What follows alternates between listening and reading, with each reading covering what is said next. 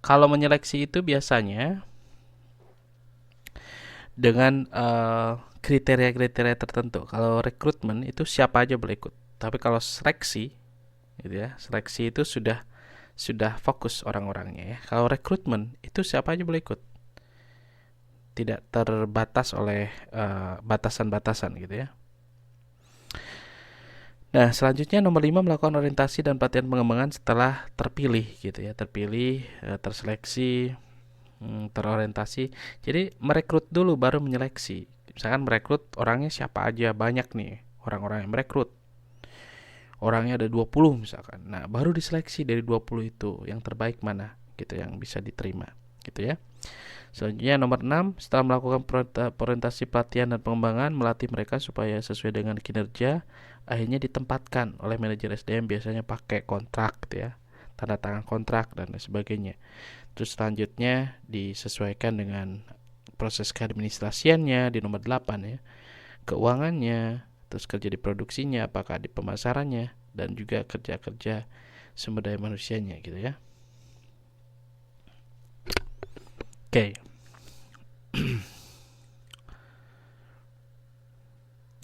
Selanjutnya, merencanakan kebutuhan sumber daya manusia. Jadi sumber daya manusia itu dibutuhkan seharusnya mengacu pada perencanaan strategis organisasi, gitu ya. Terus yang kedua, menentukan tugas yang akan diemban oleh tenaga kerja. Jadi kalau misalnya melihat nomor satu, harus strategis, harus penting gitu ya. Jadi sebuah restoran ini contohnya, makanan cepat saji merencanakan mengembangkan cabang restoran sebesar 20% dalam 2 tahun ke depan. Jadi jika restoran tersebut memiliki cabang 20 restoran, maka 2 tahun ke depan akan menjadi 24. Nah, untuk membuka usaha ini memang investasi yang harus dilakukan. Misalkan dalam jangka pendek, kira-kira apa nih yang harus diperbaharui gitu ya. Misalkan apakah menambah jumlah pegawai lapangannya, dan nanti yang sudah agak lama dipromosikan menjadi misalkan staf ahlinya gitu ya, terus dipindahkan ke cabang-cabang lain yang baru. Itu biasanya seperti itu. Jadi ada namanya promosi, promosi jabatan, naik jabatan. Selanjutnya, menentukan tugas yang akan diemban oleh tenaga kerja. Biasanya ada yang namanya analisis pekerjaan ataupun job analysis. Jadi syarat detail, kualifikasi tenaga kerja yang diperlukan untuk menjalankannya. Terus ada deskripsi pekerjaan, job description. Nah, ini penting banget dalam sebuah organisasi. Kita harus memahami job description, tugas kita itu sebetulnya apa gitu ya, tugas kita itu apa dan lain sebagainya. Oh, tadi ada yang ini ya, ada yang ngangkat tangan. Oh, Suci ya, ngangkat tangan. Ada pertanyaan? Sorry, tadi baru kelihatan.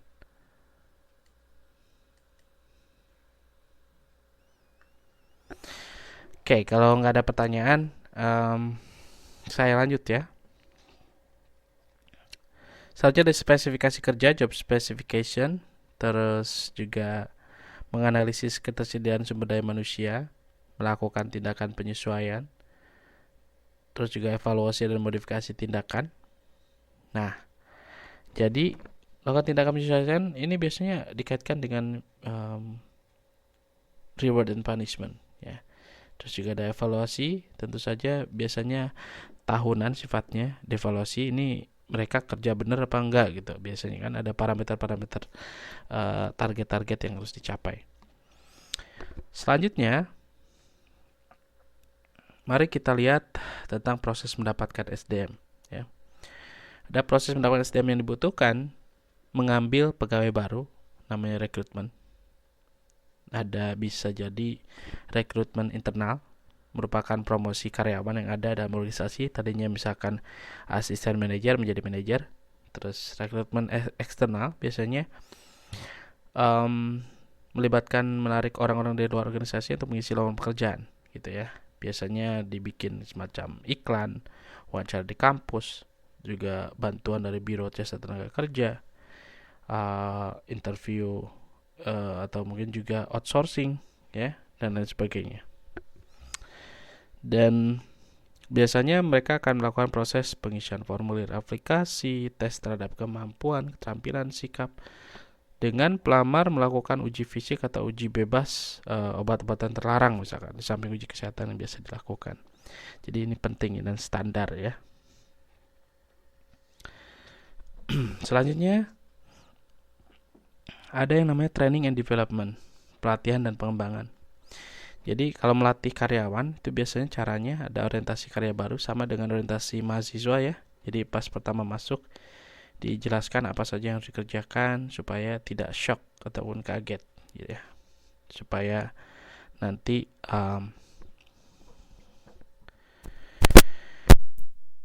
memperkenalkan tentang suasana atau mungkin juga fungsi-fungsi dari karyawan tersebut terhadap pekerjaannya. Terus juga ada yang namanya on the job training ataupun OJT. Jadi merupakan hubungan antara aktivitas pelatihan saat bekerja. Jadi pekerja ini dikondisikan untuk bekerja dalam situasi yang aktual. Jadi dilatih dan dibimbing oleh supervisor. Jadi ada juga yang namanya rotasi dan transfer kerja secara sistematis katanya. Jadi ini bisa dilakukan di dalam tiap-tiap divisi dan nanti bisa dilakukan secara internal juga. Jadi diawasi oleh supervisornya untuk melakukan kerja-kerja sesuai dengan yang dibutuhkan. Terus pelatihan berikutnya bisa dilakukan program perkuliahan ataupun classroom training. Terus juga ada video teleconferencing, jadi dari jarak jauh, misalkan seluruh cabang menggunakan teknologi satelit, pakai Skype, pakai Google Hangout, atau mungkin juga pakai yang lain-lain. Kita kan pakai Wizik ya sekarang, sama aja.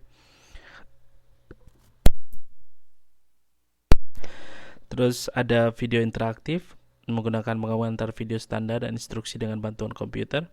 Jadi misalkan videonya memberikan perintah-perintah, terus melatih berdasarkan kelompok yang terakhir.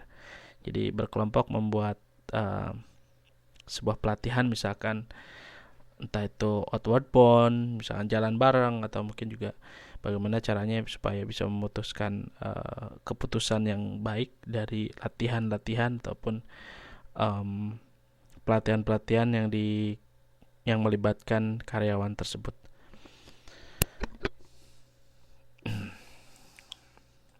Selanjutnya, performance evaluation ataupun penilaian kinerja pegawai ya. Penilaian kinerja pegawai ini ada yang pertama ada written essay. Jadi biasanya semuanya memakai sebuah ya katakanlah proses evaluasi. Jadi penilaian kinerja pegawai ini biasa kita katakan evaluation ataupun performance appraisal ya, PA. Jadi performance appraisal ini ada pembanding, ada benchmark. Misalkan yang bagus harusnya kayak gimana, sedangkan karyawan kan masih dalam proses seperti apa gitu. Jadi mereka bisa menjadi penilai, entah itu atasan langsung, rekan kerja ataupun peers. Ada diri sendiri, self evaluation ya. Contoh misalnya kemarin saya sudah memberikan tugas buat teman-teman semuanya bikin self evaluation dalam kerangka SWOT, SWOT ya. Jadi tugas kemarin itu bukan langsung ke usaha dulu, tapi ke evaluasi diri sendiri. Sifat saya seperti apa, kelemahannya, kelebihannya seperti apa, saya ide atau cita-cita ke depan saya sepertinya mempunyai kesempatan untuk misalkan mengembangkan potensi X misalkan, terus ancamannya apa. Nah itu yang kemarin menjadi tugas ya. Jadi nanti tolong dihafalkan kembali dan kita akan coba maju satu persatu di pertemuan TTM tanggal 24 besok. Kalau yang nggak bisa ya nggak apa-apa, tapi yang hadir aja nanti. Oke ya.